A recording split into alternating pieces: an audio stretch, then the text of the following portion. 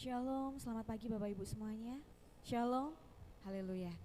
Kita bersyukur kalau pagi hari ini kita semua boleh ada tempat ini semuanya karena anugerah Tuhan. Kita mau persiapkan hati kita mau tunduk kepala. Haleluya Tuhan Yesus. Tuhan Yesus, kami bersyukur buat kasih setiamu dalam kehidupan kami Tuhan.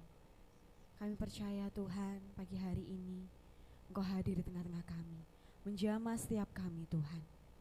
Kami bersyukur Tuhan atas kasih-Mu dalam kehidupan kami Tuhan. Terima kasih Yesus, kami siap untuk memuji dan memuliakan nama-Mu Tuhan pagi hari ini. Haleluya.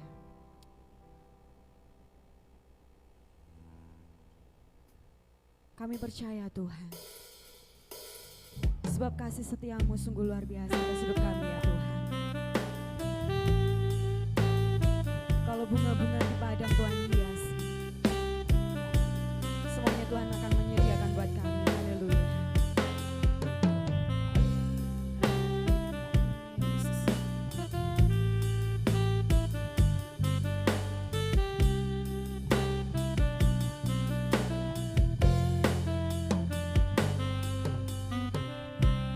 Perhatikanlah bunga bakung di ladang, Tuhan hiasi tanpa bekerja.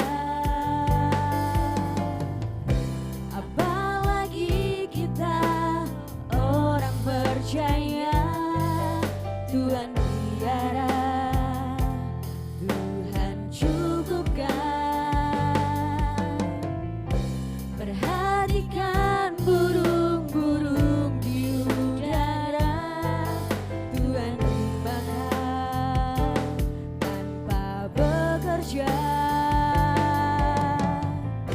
Apalagi kita kesayangannya, Tuhan biara, Tuhan sediakan. Saat kau perlu Tuhan tahu, saat kau minta Tuhan dengar, saat percaya Tuhan bekerja. Saat menangis Tuhan tahu, saat berdoa Tuhan dengar, saat bersyukur Tuhan berkati. Mari sama-sama katakan, perhatikanlah bunga bakung di ladang. Haleluya.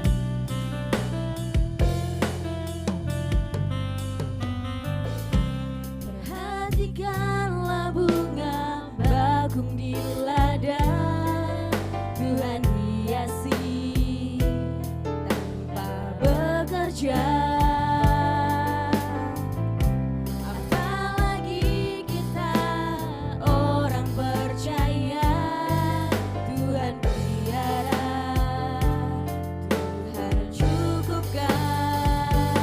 Perhatikan Perhatikan burung-burung di udara,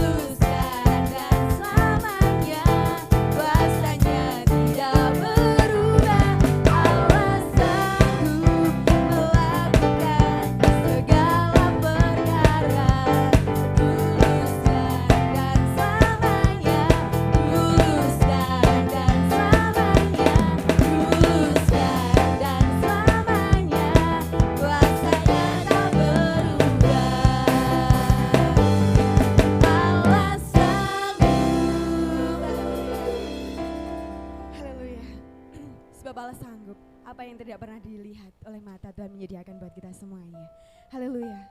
Terima kasih Tuhan. Kami bersyukur buat pagi hari ini. Sebentar kita akan mendengarkan firman Tuhan. Mari kita siapkan hati kita. Terima kasih Yesus. Sebab anugerah-Mu cukup bagi kami Tuhan. Kami berterima kasih Yesus. Haleluya.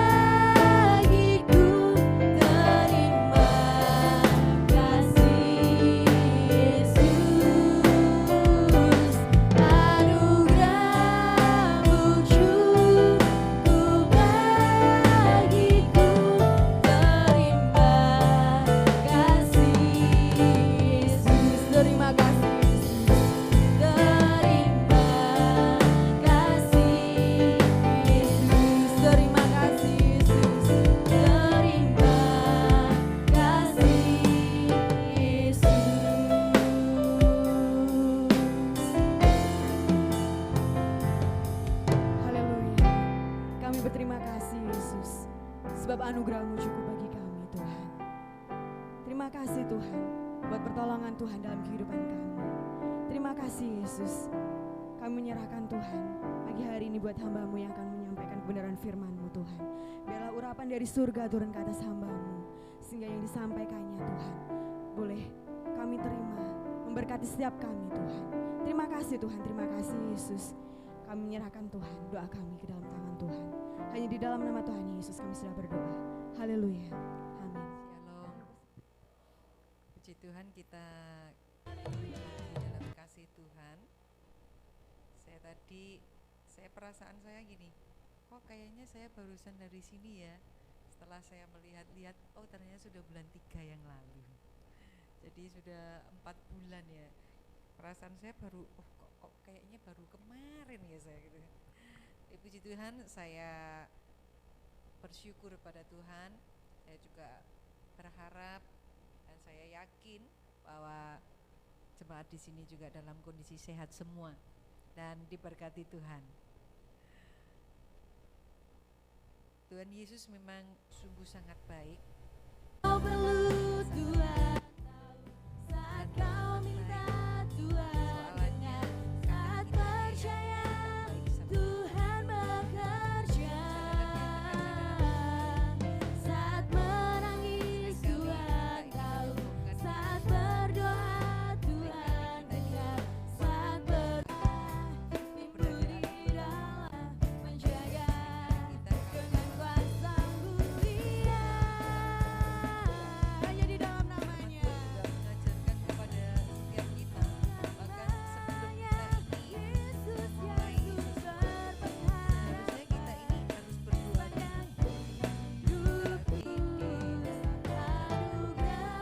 sharing juga banyak hal karena contoh kehidupan sehari-hari gitu ya. Juga sebenarnya dalam Alkitab pun juga sudah menceritakan sungguh sangat banyak ya contoh-contoh tentang iman, tentang segala macam persoalan itu sudah ada semua. Oleh sebab itu tidak ada jawaban yang lain kecuali Tuhan Yesus sendiri jawabannya. Saudaraku yang terkasih di dalam Tuhan, oleh sebab itu kita dalam segala hal tindakan kita seharusnya kita ini juga melibatkan Tuhan. Jangan kita ini merasa sudah bisa sendiri, semuanya sudah bisa sendiri. Kalau aku bisa, aku sukses itu karena kekuatan saya. Ada satu contoh kesaksian dan ini benar-benar terjadi. Dan tapi sudah kembali kepada Tuhan, dia merasa begini, semua usahanya itu hasil jerih lelahnya, semuanya karena dia sendiri. Oleh sebab itu dia timbul kesombongan karena semuanya ini hasil jerih lelah saya sendiri, ini punya saya sendiri. Saudaraku, kalau Tuhan tidak memberkati kita, kalau Tuhan tidak campur tangan di dalam kehidupan kita, tentu kita tidak bisa ada seperti saat ini gitu ya. Dan firman Tuhan juga mengatakan demikian. Bahkan kalau kita ini melakukan sesuatu, perencanaan sesuatu. Hari ini aku mau pergi ke kota A dan saya mau berusaha di sana, saya melakukan banyak hal, setelah itu saya pulang. Nah, kalau kita melakukan hal seperti itu tanpa melibatkan Tuhan, pasti usaha kita akan sia-sia. Kelihatannya memang berhasil, tapi sia-sia juga. Semalam waktu kita ketemuan keluarga besar, saya ini cerita-cerita ya, sharing, saya tanya-tanya gimana. Nah, saya sampai mikir gini, cek enak ya hidupnya tinggal dolan toh. Tapi dia ngomong gini, aku ini sudah bekerja, duduk di dalam pekerjaan ini sudah 30-35 tahun yang lalu. Terus saya ngomong, iya ya, waktu itu masih berjuang. Nah sekarang anak-anaknya sudah gede, sudah membuat sistem, jadi pekerjaannya bisa ditinggal. Sekarang aku tinggal enak. Terus sekarang kerjaannya kegiatannya apa, aktivitasnya? Ya cuma tulan. Ini tadi siang aku baru nyampe ke Ponorogo dari Surabaya. Nanti aku piro hari ke depan aku berangkat lagi Surabaya, balik lagi. Cuman begitu. Jadi Oh sekarang pekerjaannya tinggal mengukur jalan ya gitu. Nah kalau tanpa melibatkan Tuhan mungkin kita nggak bisa seperti itu. Oleh sebab itu mari saudaraku yang terkasih, kita melibatkan Tuhan di dalam segala hal. Kita melibatkan Tuhan di dalam segala macam perencanaan kita. Kita melibatkan Tuhan di dalam hidup kita. Mari kita buka di dalam Yakobus 4 ayat 13 sampai 17. Yakobus 4 ayat 13 sampai 17. Ada sudah buka semua? Yakobus 4 ayat 13 sampai 17. Mari baca bergantian. Saya ayat yang genap, saudaraku semua ayat yang ganjil. Saya ayat yang ganjil dulu, saudara ayat genap, nanti bergantian. Perikop di sini mengatakan jangan melupakan Tuhan dalam perencanaan. Ayat yang ke-13, jadi sekarang hai kamu yang berkata hari ini atau besok kami berangkat ke kota anu dan di sana kami akan tinggal setahun dan berdagang serta mendapat untung. 14.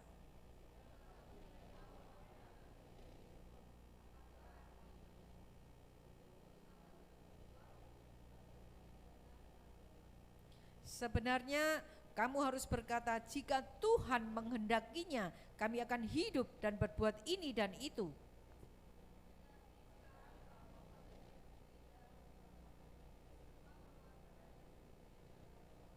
Jadi jika seorang tahu bagaimana ia harus berbuat baik tetapi ia tidak melakukannya, ia berdosa. Amin. Melibatkan Tuhan dalam segala perencanaan. Firman Tuhan sudah katakan melibatkan Tuhan, libatno Tuhan supaya hidupmu itu tertata, supaya hidupmu itu sesuai dengan kehendaknya. Bapak Ibu Saudara semua, contoh-contoh iman, tokoh-tokoh iman di dalam Alkitab ini semuanya melibatkan Tuhan. Abraham melibatkan Tuhan. Kalau tidak melibatkan Tuhan bagaimana? Bahkan Tuhan Yesus pun melibatkan Tuhan. Tuhan Yesus juga melibatkan Bapa di surga. Bagaimana dengan kita? Kita ini apa?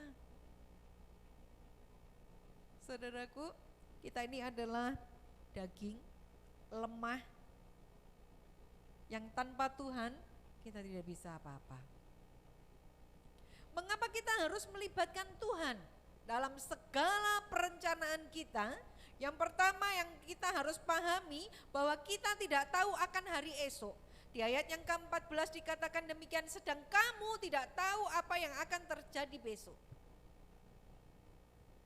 Kita tidak pernah tahu apa yang akan terjadi besok. Bahkan berapa menit ke depan pun kita tidak pernah tahu. Apa yang disombongkan dari kita, kita tidak pernah tahu akan hari esok.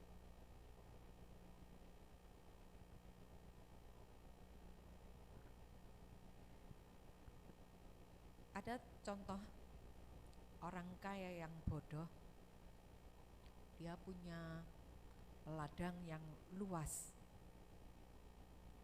dan dia mikir begini, waduh ladangku ini luas banget, kalau lagi panen bagaimana aku?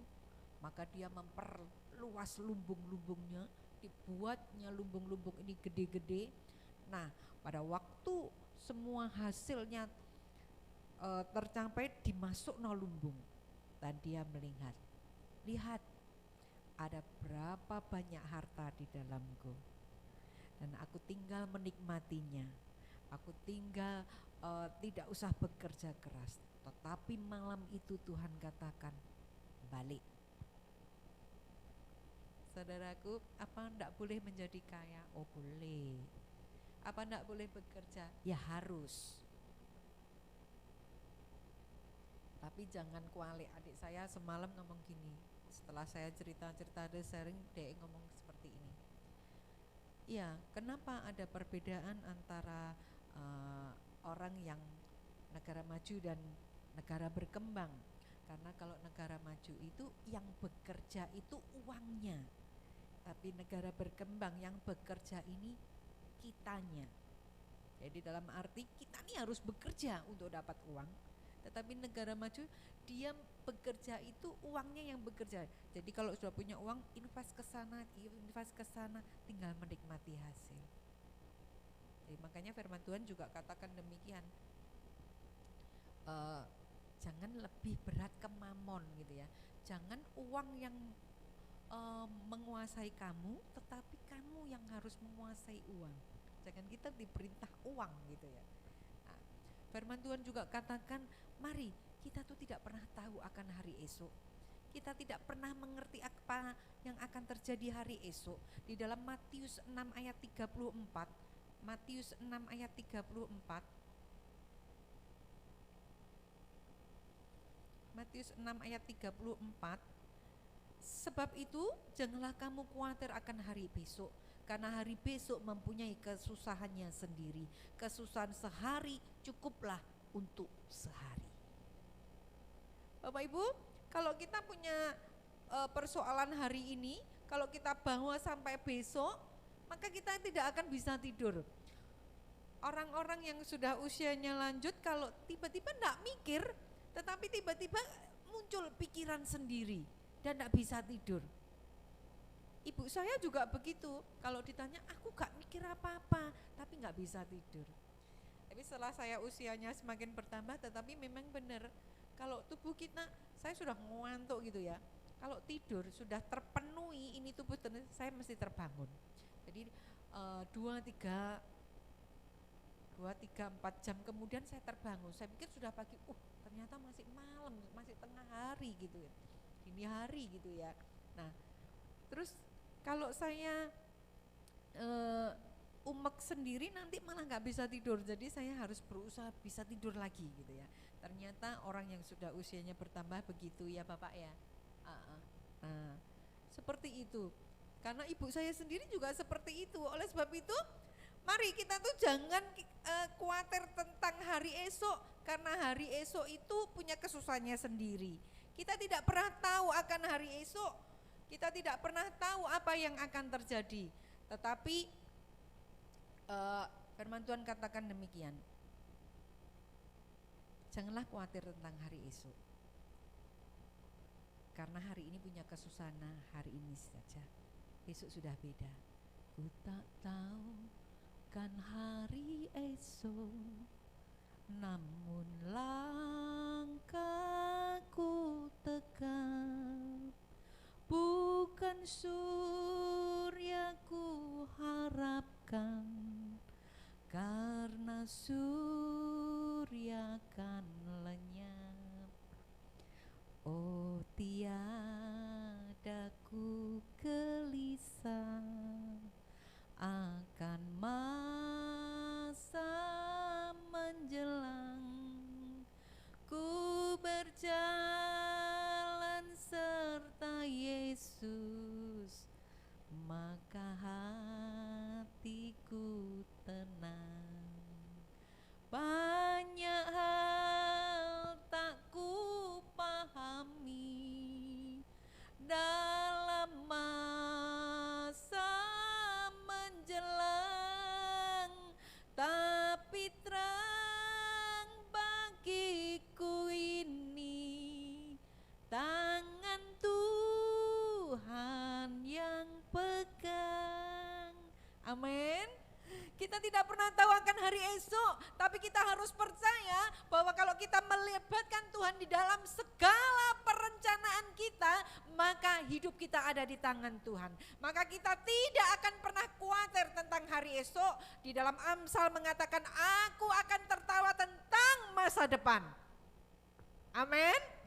Kita tidak pernah tahu masa depan kita, tetapi saat kita melibatkan Tuhan dalam hidup kita, kita akan tahu masa depan kita. Kita akan tertawa tentang masa depan kita, karena hidup kita ada di tangan Tuhan. Yang kedua, saudaraku yang kekasih, mengapa kita harus melibatkan Tuhan di dalam segala perencanaan kita? Bahwa hidup manusia itu seperti uap. Di ayat yang ke-14 dikatakan demikian, sedang kamu tidak tahu apa yang akan terjadi hari besok, apakah arti hidupmu hidupmu itu sama seperti uap yang sebentar saja kelihatan lalu lenyap. Orang bilang hidup kita ini seperti mampir ngombe, katanya gitu. Orang-orang tua, orang-orang kuno ngomong hidup kita ini kayak mampir ngombe itu loh. Jadi kalau orang kuno dulu, kalau sekarang sudah mungkin di desa-desa masih ada ya, kalau lewat jalan gitu di setiap gerbang pintunya ada ditaruh kendi isi air. Jadi kalau orang lewat haus dia akan minum gitu. Waktu saya kecil saya nggak tahu itu, saya tanya kok dikasih kendi untuk apa? Jadi menyediakan orang-orang yang jalan itu. Ibu mengalami ya Bu, ibu manduk-manduk terus berarti juga mengalami seperti itu ya. Nah, saudaraku, dalam perjalanan ini kita cuman seperti mampir ngombe sebentar aja, karena firman Tuhan katakan hidupmu ini sama seperti uap yang sebentar saja kelihatan lalu lenyap. Kalau kita mikir dari lahir sampai sekarang, apa yang sudah kita perbuat untuk Tuhan? Apa yang sudah kita lakukan untuk Tuhan? Jangan sia-siakan hidup kita. Firman Tuhan juga katakan, gunakan masa mudamu sebaik mungkin. Karena penyesalan datangnya di kemudian hari. Di dalam Mazmur 90,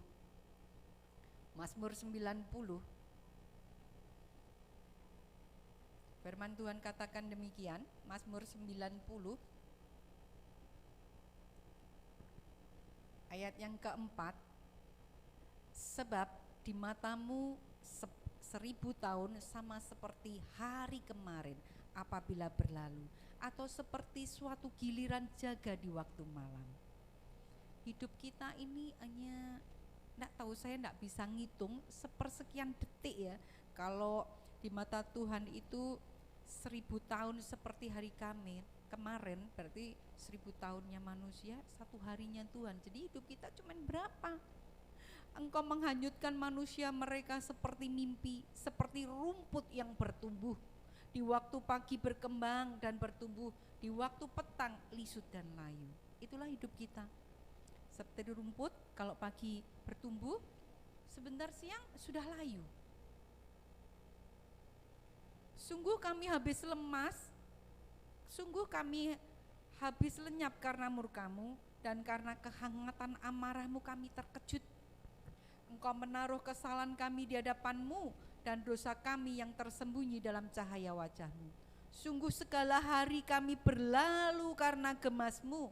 Kami menghabiskan tahun-tahun kami seperti keluh. Masa hidup kami 70 tahun, dan jika kami kuat 80 tahun, dan kebanggaannya adalah kesukaran dan penderitaan, sebab berlarunya buru-buru dan kami melayang lenyap. Umur manusia itu 70 tahun, dan jikalau kuat 80 tahun, selebihnya penderitaan. Dalam arti penderitaannya bagaimana? Kalau usia semakin sudah bertambah, pastilah ada keluhan-keluhan, entah itu lututnya sudah jalannya enggak enak, degluk-degluk ya Pak, iya. Nah, terus nanti sebentar-sebentar juga enggak penak badan. Ibu saya seringkali gini, tadi pagi lo gak apa-apa, ini siang lo kok wis meriang gitu ya. Nah, apalagi cuaca seperti ini, itulah manusia. Hidup kita cuman sebentar. Kalau bisa kuat 70 tahun, selebihnya penderitaan. Mari dalam hidup yang singkat ini kita pergunakan hidup kita. Karena hidup kita ini adalah anugerah Tuhan.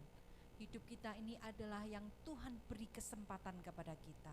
Setiap hari kalau kita bangun tidur, bisa buka mata, bisa bernapas, itu adalah satu kesempatan yang Tuhan berikan kepada setiap kita, supaya kita itu bisa hidup lebih baik daripada kemarin. Mari kita bersyukur kalau Tuhan masih memberi kesempatan dalam hidup kita. Karena hidup kita ini adalah satu kesempatan. Oleh sebab itu, di ayat yang ke-12 dari Mazmur 90 Firman Tuhan katakan demikian, ajarlah kami menghitung hari-hari kami sedemikian hingga kami beroleh hati yang bijaksana.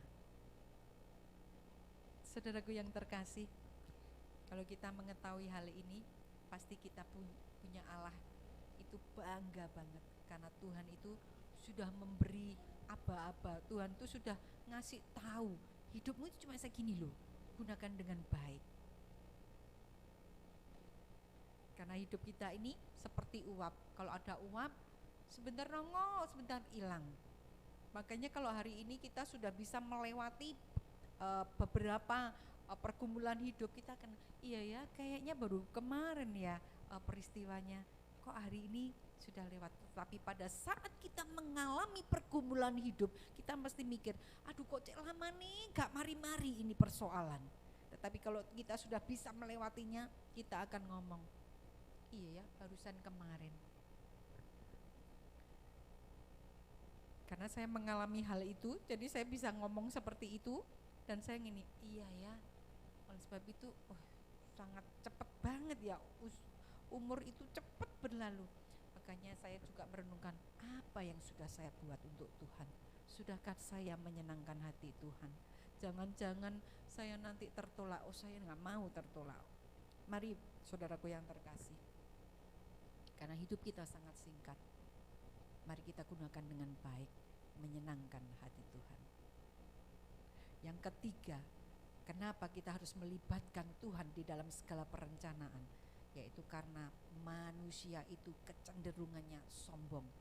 Buktinya mana? Di ayat yang 16 dikatakan demikian, tetapi sekarang kamu memegahkan diri dalam congkakmu, dan semua kemegahan yang demikian adalah salah. Memegahkan diri artinya mereka yang menentukan tujuan hidup sendiri, mereka merasa berhasil, bisa mencapainya, dan akhirnya berkata, aku bisa itu karena sendiri. Lihat, aku bekerja, coba kalau aku tidak bekerja, bagaimana bisa? Firman Tuhan katakan orang yang bekerja diberkati, tidak terkecuali. Tetapi pertanyaannya, sudahkah di dalam pekerjaan kita, sudahkah di dalam kehidupan kita, sudahkah di dalam setiap perencanaan kita ini kita melibatkan Tuhan? Kalau melibatkan Tuhan, maka hasilnya akan lebih luar biasa. Saudaraku, anak saya yang cowok ini begitu lulus harus pulang, karena harus bantu di rumah, karena papahnya sakit gitu ya. Ya sebagai seorang ibu pasti keroso ya hati nih, anakku ini pasti perasaannya ya ada terpaksa, ada apa, pasti keroso. Tetapi karena memang dibutuhkan, ya saya akan, tapi begitu waktunya sudah tiba, yang ngomong harus keluar dari rumah, ya kalau sudah waktunya ya sudah tak lepas gitu ya. Bukan berarti waktu di rumah 2 tahun itu sia-sia, kayak terbuang waktunya, tidak. Begitu melamar pekerjaan tak tanggung-tanggung, begitu ngomong sama saya, mah aku wes ngelamar pekerjaan 80 lamaran sudah tak kirim. Kalau waktu selesai lulus dulu berapa puluh lamaran, enggak ada yang kecantol. Tetapi begitu sudah waktunya Tuhan, sudah Tuhan ngomong sudah waktunya, maka ada yang nyantol. Dan Tuhan taruh juga enggak di tempat sembarangan gitu ya. Ini semua bukan karena kuat dan gagah, bukan, tetapi belajar melibatkan Tuhan di dalam segala perencanaan. Kalau tidak melibatkan Tuhan, pasti akan sia-sia. Mbok ngelamar berapapun akan sia-sia. Saya bilang, ya, Tuhan kasih upah karena kamu nurut sama orang tua. Karena firman Tuhan itu kan iya dan amin. Kalau menghormati orang tua, pasti Tuhan itu tidak mau berhutang gitu ya. Jadi semuanya Tuhan perhitungkan. Mari kita melibatkan Tuhan di dalam segala hal, karena manusia itu kecenderungannya adalah sombong. Saat kita memegahkan diri didasarkan pada anggapan yang salah, bahwa apa saja yang kita capai itu adalah usaha kita, usaha sendiri, bukan dengan pertolongan Tuhan atau orang lain, itu artinya memegahkan diri, dan itu artinya kita ini orang yang sombong. Mari koreksi setiap hati kita. Apakah kita seperti itu? Kalau seperti itu, mari kita akan merubahnya. Jangan sampai kita ngomong seperti ini. Aku ki wes wong Kristen lho, wes sekian puluh tahun, bahkan sejak lahir aku sudah Kristen. Tetapi mana kok Tuhan tidak memberkati aku? Mari kita koreksi hati kita, mari kita koreksi diri kita. Kita sudah melibatkan Tuhan belum? Atau kita ini salah? Di dalam perjanjian baru mengajarkan untuk bermegah itu, mari kita bermegah di dalam kelemahan kita. Biarkan orang lain yang memuji kita, bukan diri kita sendiri. Waktu itu Rasul Paulus katakan, justru dalam kelemahanku kuasa Tuhan menjadi nyata. Biarlah aku bermegah karena kelemahanku, bukan karena kekuatanku. Di dalam 2 Korintus 11 ayat 30, 2 Korintus 11 ayat 30,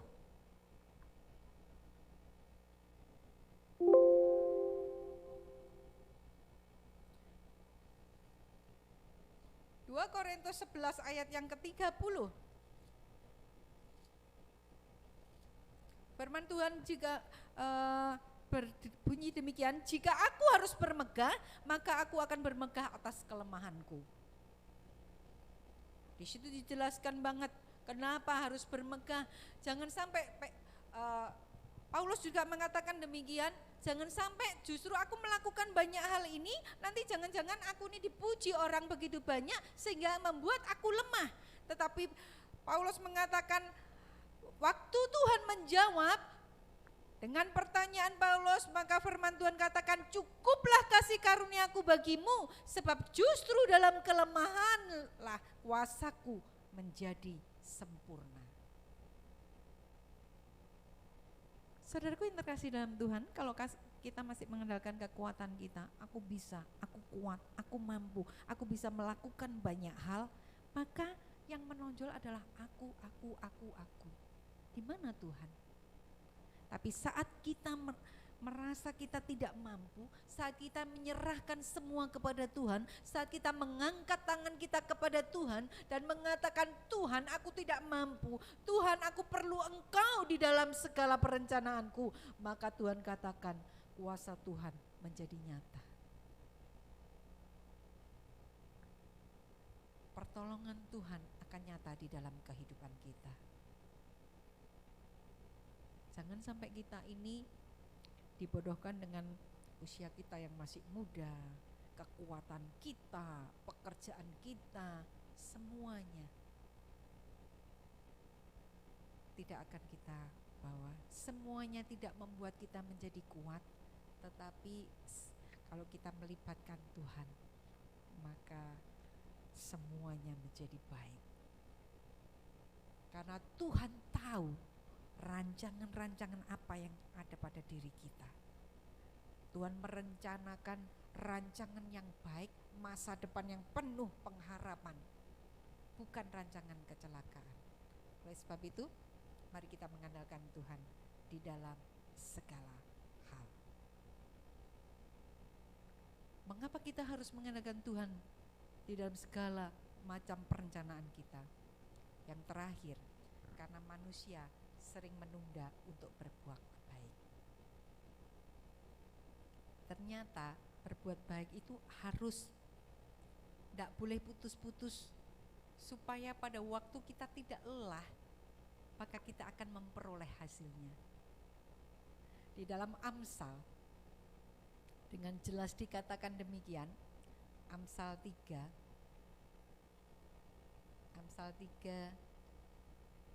ayat yang ke-27, janganlah menahan kebaikan daripada orang-orang yang berhak menerimanya, padahal engkau mampu melakukannya.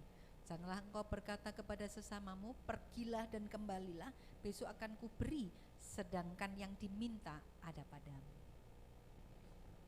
Seringkali manusia seperti ini, kalau ada orang yang minta tolong, minta bantuan, kita ngomong, wes besok aja lo, wes kapan-kapan, kita enggak ini ya. Padahal ada, tetapi kita juga harus minta hikmat daripada Tuhan supaya kita ini bijaksana, supaya kita tidak salah. Jangan sampai kita menabur dengan yang salah, maka tidak akan bertumbuh. Makanya Tuhan Yesus memberi perumpamaan, ada yang jatuh di pinggir jalan, ada yang jatuh di jalan, ada yang jatuh di semak belukar, ada yang jatuh di dalam tanah yang subur. Mari kita belajar supaya apa yang kita tabur ini jatuh di tanah yang subur, sehingga kita ini memperoleh hasil bahkan 30 kali lipat, 60 kali lipat, 100 kali lipat. Kalau kita salah, kita tidak akan menuainya. Tetapi saat kita menabur, biarkan benih itu mati. Artinya kita tidak usah memikir apakah kita akan menerima balasan dari orang itu ataukah kita menerima balasan dari siapa. Kita tidak pernah memikirkan. Kalau Tuhan Yesus tidak mati, maka kita tidak akan terselamatkan. Oleh Yesus satu orang yang berkorban, maka seluruh manusia memperoleh keselamatan. Tapi persoalannya kalau seluruh manusia yang lain bagaimana? Lah enggak mau menerima. Padahal ini anugerah yang Tuhan berikan kepada kita. Mari kita mencontoh kepada Tuhan Yesus bahwa kita harus benar-benar kalau menabur itu harus benihnya mati. Tidak usah mikir lagi, tidak usah berandai-andai aku menabur sekian pada orang ini, aku berharap orang ini nanti akan menolong saya. Jangan. Bapak Ibu, waktu kelaparan, Ishak ini dia menabur dan hasilnya makin diberkati. Bagaimana dengan kita? Apakah kita ini mau belajar seperti itu atau kita ini menunda?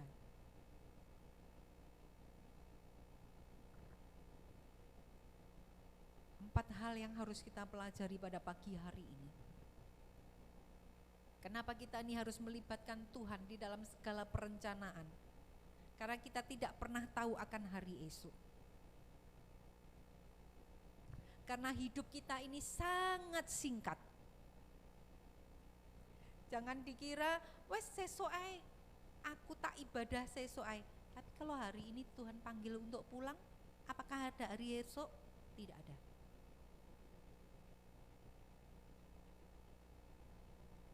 Kenapa kita harus melibatkan Tuhan dalam segala perencanaan? Karena manusia itu kecenderungannya sangat sombong.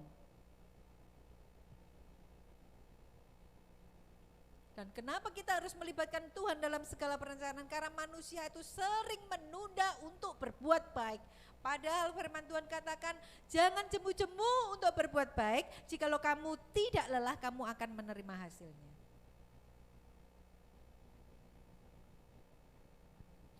Jangan sampai kita ngomong, aku bolak-balik nolong lo, tapi kok orang ngerti-ngerti. Ya bukan bagian kita untuk mengertikan orang itu. Yang penting Tuhan gerakkan untuk menolong, ya sudah tolong. Tapi kita harus minta hikmat kepada Tuhan. Benar enggak Tuhan gitu ya.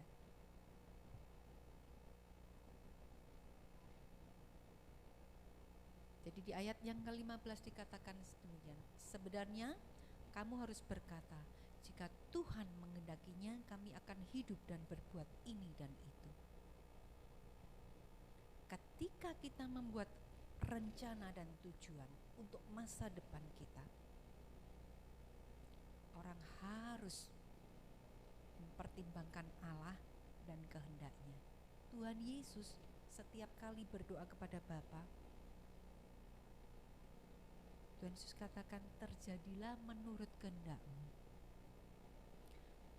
Waktu Tuhan Yesus sebelum ditangkap untuk diadili dan disalibkan, Tuhan Yesus berdoa, iya Bapa, kalau boleh lalukan cawan ini daripadaku, tetapi bukan kehendak-Ku yang jadi, tapi kehendak Tuhan yang jadi. Apakah kita mampu berkata demikian? Waduh Tuhan, ini tak iman-iman, ini kesenanganku Tuhan, ini punya aku. Tapi kalau Tuhan mau ambil bagaimana? Tapi bukan berarti Tuhan tuh mengambil cuma-cuma loh, diganti yang terbaik. Aku punya sepeda, wapi loh, ini kesukaanku. Tapi Tuhan katakan, wes sepedai waktu nih ganti. Oh tak kasih sepeda motor, tapi tetap pegang sepeda aja. Apakah Tuhan kasih sepeda motor? Gak akan. Tapi pada saat kita melepaskan itu, Tuhan ganti yang terbaik. Tuhan sangat tahu kebutuhan kita. Kita harus mengakui bahwa kebahagiaan yang sejati dan kehidupan yang bermanfaat sepenuhnya tergantung kepada Allah kita. Dari semuanya ini prinsip hidup kita, biarlah kehendak Tuhan yang jadi.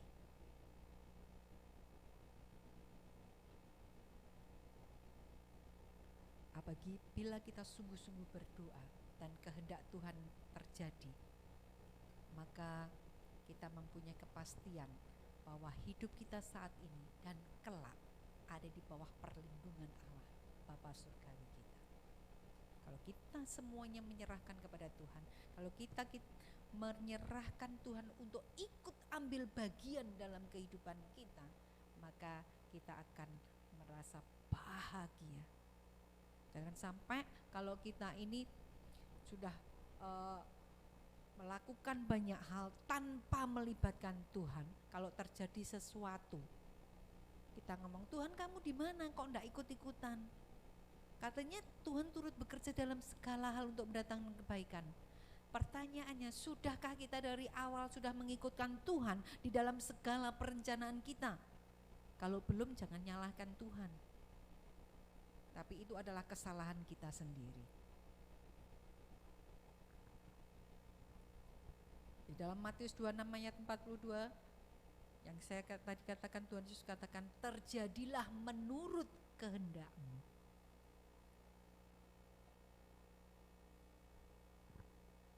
Mari kita renungkan firman Tuhan pada pagi hari ini. Ada beberapa hal yang harus kita pelajari, yang harus kita ubah di dalam kehidupan kita, supaya hidup kita ini lebih baik. Karena hari-hari ini tidak akan menjadi baik. Hari-hari ini firman Tuhan katakan, hari-hari ini akan dipercepat, hari-hari ini akan semakin jahat. Ekonomi tidak akan seperti dulu. Kalau orang dulu ngomong, biyen ki gampang golek duit, saiki kok soro gitu ya. Nah, mari kita ini melibatkan Tuhan di dalam segala perencanaan kita. Kenapa? Karena ini adalah kunci-kuncinya supaya anak cucu kita ini tetap diberkati. Nenek saya dulu ngomong seperti ini, wes sorone tak tanggung nih, anak putuku ben diberkati. Anak dan putu. Kalau anaknya nanti, berarti kan ibu saya, kalau berhenti berdoa, putune gak kebagian. Artinya tidak boleh putus-putus untuk melibatkan Tuhan, untuk mengandalkan Tuhan. Ibu saya juga berdoa, setiap selesai mandi berdoa. Kalau berdoa sungguh-sungguh, sampai kadang nangis. Tak tanya, iyo aku eling putuku sing lagi praktek di Bali. Aku ingat putuku lagi, aku berdoa untuk anakku, gitu ya. Nah, kalau nanti ibu saya putus, lah anak saya nggak dapat berkat. Ibu saya tetap berdoa. Terus kalau tiba saya putus, loh, lah anak putus saya gimana? Artinya firman Tuhan katakan kita harus tetap terus menerus mengandalkan Tuhan, supaya sesuai di firman Tuhan, anak cucu kita diberkati dan tidak meminta-minta. Amin. 4 hal yang harus kita pelajari. Mari saya undang tim profetik WL Singer untuk maju ke depan di dalam Amsal sebagai ayat penutup. Amsal 16 ayat 3.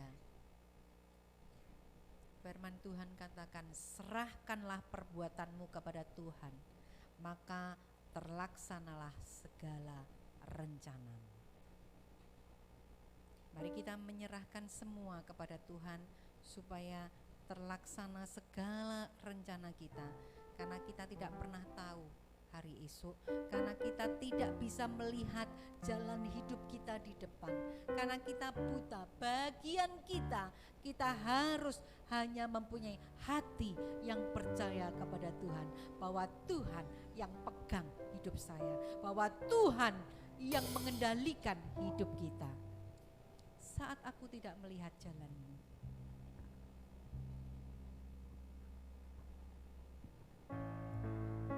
mari kita serahkan hidup kita kepada Tuhan. Bagian kita hanya percaya bahwa Yesus yang mampu memegang hidup kita.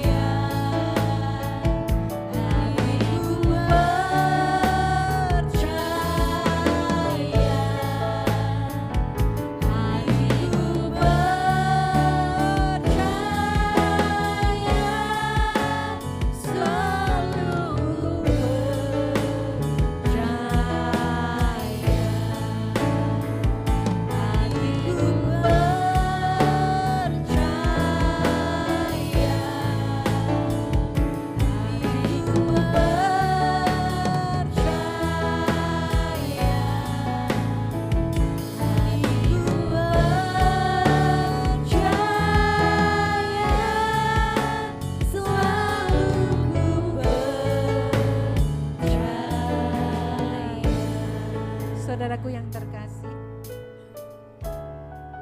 kita tidak pernah tahu jalan di depan kita. Kita buta tentang jalan kita di depan. Kita juga tidak mengerti rencana Tuhan dalam hidup kita. Namun, mari kita tetap pegang janji Tuhan. Ada begitu banyak janji Tuhan, dan kita taruh harapan kita kepadanya. Oleh sebab itu, mari kita melibatkan Tuhan di dalam segala perencanaan kita. Kalau hari-hari yang sudah kita lalui ini tanpa melibatkan Tuhan, tapi hari ini Tuhan Yesus mengingatkan kepada setiap kita dengan penuh kasih-Nya, libatkan Tuhan di dalam segala perencanaanmu, supaya apa yang kamu rencanakan itu berhasil. Bagian kita menyerahkan kepada Tuhan.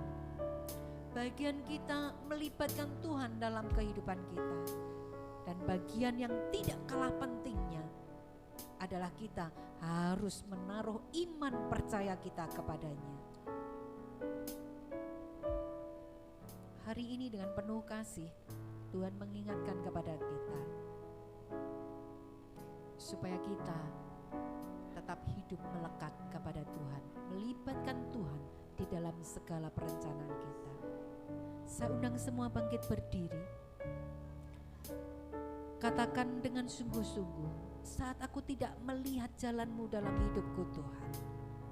Angkat tangan kita, tanda kita menyerahkan semua kepada Tuhan.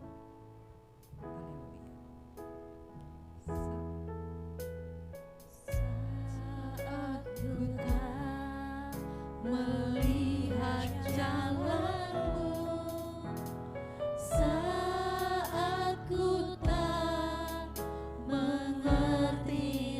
rencanamu, namun tetap ku pegang janjimu. Pengharapanku hanya padamu. Sekali lagi katakan dengan sungguh-sungguh.